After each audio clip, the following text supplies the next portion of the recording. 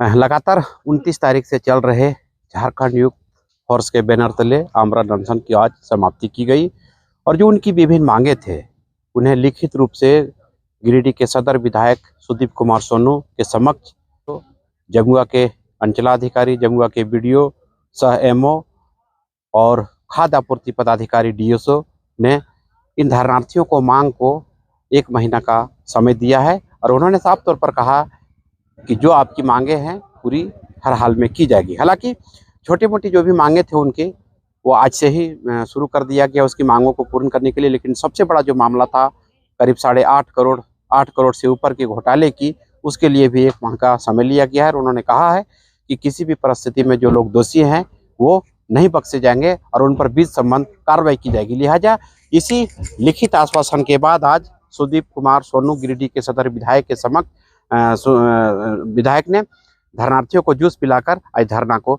समाप्त करवाया। तो आइए हम पूरी तस्वीर आपको दिखाते हैं क्या कहा गिरिडीह सदर विधायक ने और उनसे सारे पदाधिकारियों को, जो संबंधित विभाग के पदाधिकारी हैं, धरना को जूस पिला करके धरनार्थियों का, अनशनकारियों का धरना समाप्त करवाया है। अब मैं सीधा सुदीप कुमार सोनू साहब से पूछना चाहता हूं कि क्या मसला था और किस बात पे समझौता हुई है। आज जमुआ प्रखंड मुख्यालय में सामाजिक कार्यकर्ताओं ने राशन के अनाज की कालाबाजारी के विरुद्ध एक आंदोलन खड़ा किया।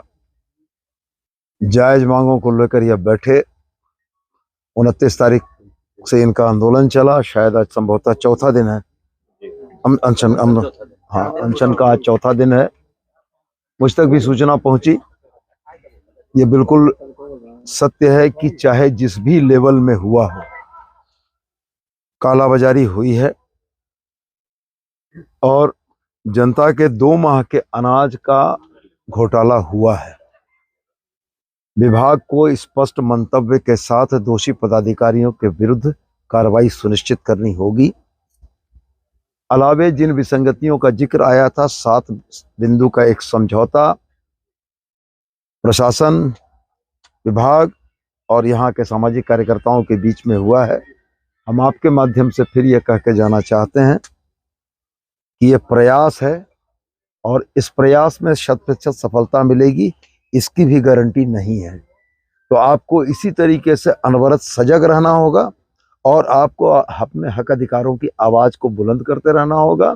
और हम यह मानते हैं कि पीडीएस का जो अनाज है, एनएफएसए का अनाज हो, चाहे ग्रीन कार्ड का अनाज हो, वो जनता का अनाज है और उसकी कालाबाजारी अगर कोई कर रहा है तो वैसे लोगों के विरुद्ध कठोर कार्रवाई होनी चाहिए। और इस कठोर कार्रवाई के लिए सबसे महत्वपूर्ण है कि जब तक जनता जागरूक और गोलबंद नहीं होगी तब तक इन चीज़ों पर कठोर कार्रवाई नहीं होगी। इसलिए हमने अभी धरना स्थल में बैठे हुए कहा कि आज प्रयास एक हुआ है, लेकिन इस प्रयास का 100% फलाफल निकलेगा कि नहीं निकलेगा ये कहना मुश्किल है।